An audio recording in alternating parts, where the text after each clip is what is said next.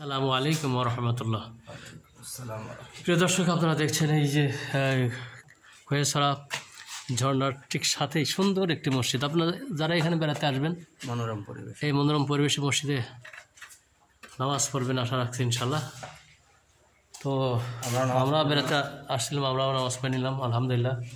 যেহেতু আমরা সফরে আছি,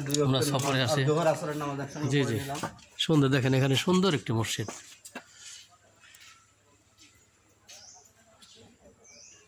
তো আপনারা এখানে বেড়াতে আসলে অবশ্যই এখানে নামাজটা পড়ে নেবেন।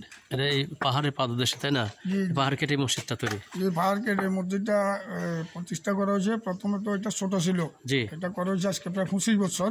জি। মসজিদটা 7-8 বার দশা ছিল। জি। মসজিদের প্রতিষ্ঠাতাও আমি আলহামদুলিল্লাহ। বর্তমানে 2013 থেকে এটা ফাঁকা নির্মাণ করছি। জি জি জি, এতটুকু আসছি, ইনশাআল্লাহ জি, জি। দোয়া করবেন জি সকলে সম্ভবত। জি, ধন্যবাদ। আমাদের সময় হবে, আমাকে শুনলাম। তো থাকেন। আসসালামু আলাইকুম।